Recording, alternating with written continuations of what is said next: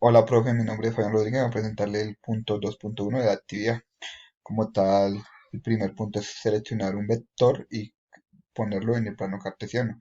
Ahora la idea es seleccionar un componente para mostrar mejor el eje Y el eje X. Ahora vamos a mostrar como tal los resultados del vector. Ahora como tal la magnitud sería 10.0 y el ángulo sería 36.9. El, el eje X sería 8 y el eje Y sería 6.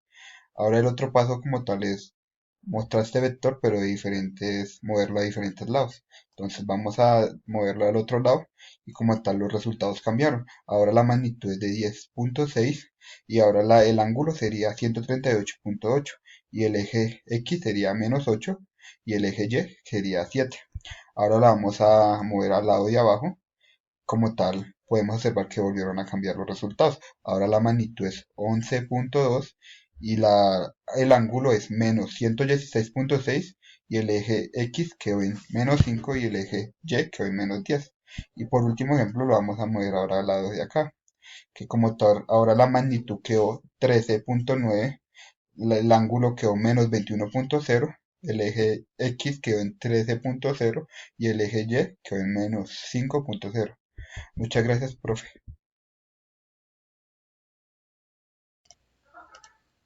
Buenas tardes, profe. Venimos a presentar la actividad. El punto que me tocó a mí es el 2.2. Bueno, primero que todo, colocamos dos vectores en el plano cartesiano. Después seleccionamos la opción suma. Esto nos dará el resultado de los dos vectores anteriores. Después seleccionamos la casilla valores, ángulo y componentes, lo que nos dejará ver el resultado de una mejor forma. Se verá que la magnitud es de 20, el lado Y es de 12, el lado X es de 16 y el ángulo es de 36.9. Ahora se nos indica que agreguemos otro nuevo vector, lo que nos dará otro nuevo resultado. La magnitud es de 30, el lado Y es de 18, el lado X es de 24 y el ángulo es de 36.9. Ahora se nos indica que este resultado de 0. Bueno, ubicamos los vectores y realizamos el cambio. Como se puede observar, ahora mismo dio 0. Muchas gracias por ver. Buenos días, mi nombre es Joana Valés. En este caso voy a hablar de los vectores, dando respuesta y justificación al punto 2.3 planteados en la etapa de contextualización. La pregunta número 1 es, ¿se pueden descomponer la suma de los vectores? Justificando esta respuesta, sí, la suma de los vectores se pueden descomponer en distintos componentes. Cuando efectuamos simulación, si se suman dos o más vectores, se puede observar cómo cada vector se desglosa en sus componentes horizontal X y vertical Y. Esto se debe a que cualquier vector en un plano puede representarse mediante sus proyecciones en los ejes coordenados. Matemáticamente, esto se expresa como el vector es igual al vector XY más el vector YJ, donde el vector X y el vector Y son los componentes de los vectores en los ejes X y Y respectivamente. La segunda pregunta es, ¿se pueden sumar tres vectores? Esto relacionado con un ejemplo de la vida cotidiana. En este caso tomé como un ejemplo cuando estamos en un río remando un bote.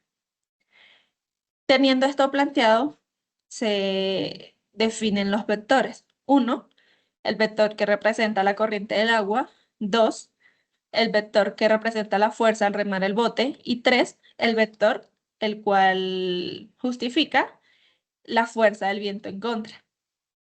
Teniendo esto ya, se define que la dirección y la magnitud del movimiento real del bote es el vector resultante, que depende de la combinación de estos tres factores.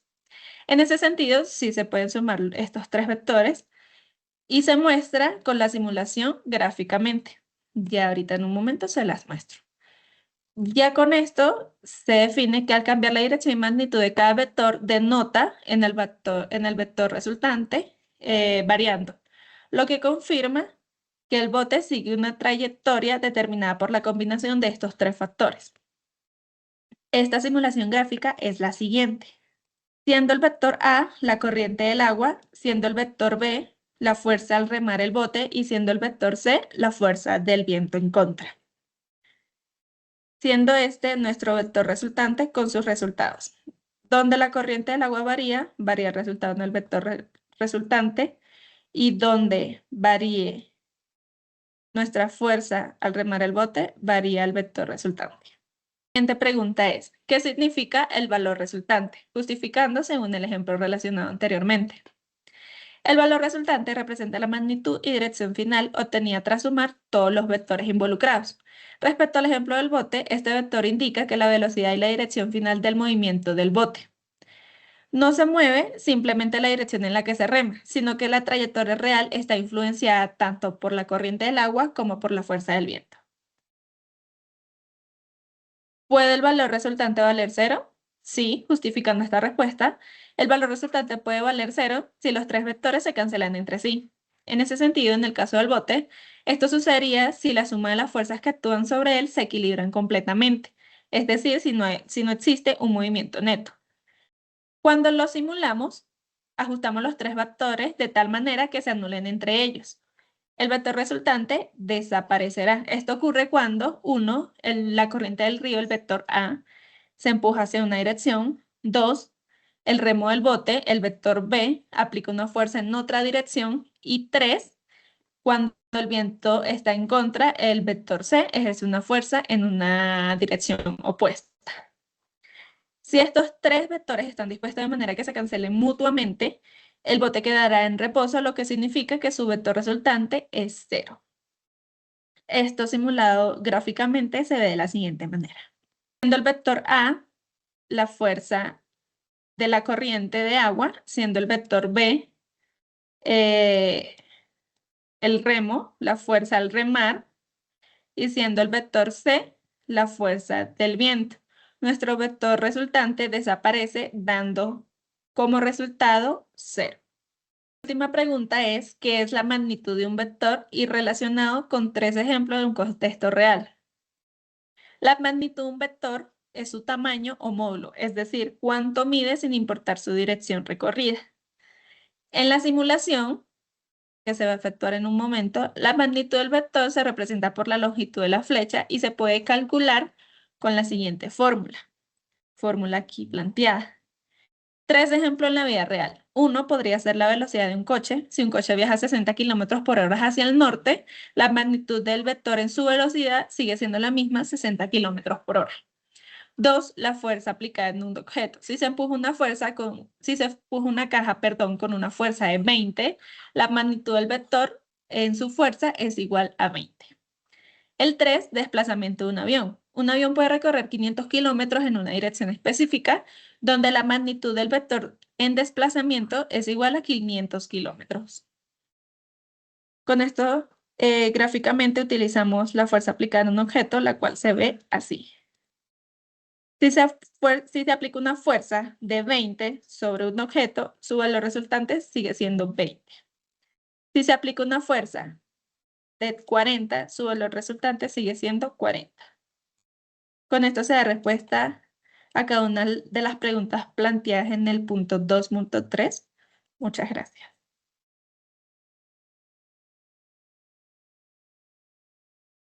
Tardes. Hoy les vengo a responder las preguntas del punto 3. Entonces, la primera pregunta es, ¿cómo cambiaría el vector resultante si el vector A se le cambiara su dirección sin cambiar su magnitud? Bueno, si le cambiara, si es opuesta, el vector resultante se reduciría o cambiará de dirección.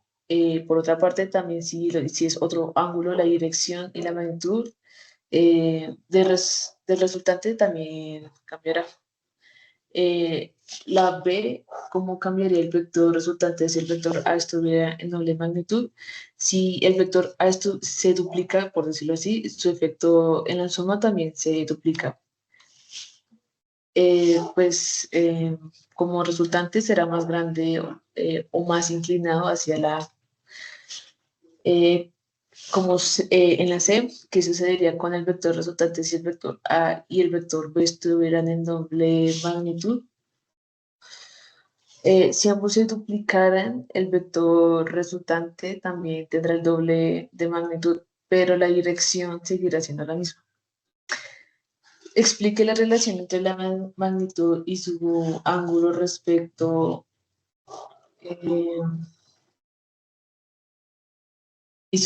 a los componentes de un vector. Eh, bueno, la magnitud se obtiene con Pitágoras. El ángulo se obtiene con una fórmula de la tangente y para cambiar el componente afecta la dirección del vector. Explique si existe alguna relación entre la magnitud de dos vectores a sumar la magnitud del vector resultante. Si los vectores tienen la misma dirección, si los vectores tienen la misma dirección, la magnitud se suma. Si son opuestos, se restan. Si son perpendiculares, se usa Pitágoras. Describe paso a paso cómo se llega al vector resultante a partir de la suma de tres vectores. Bueno, como primero se descompone cada vector en X y en Y.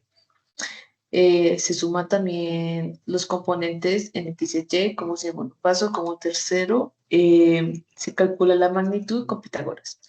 Y como cuarta opción, se obtiene el ángulo en cero con la fórmula de la tangente menos 1 sobre el tercer vector. Si lo ponemos así, sería SY dividido en SX. Y ya.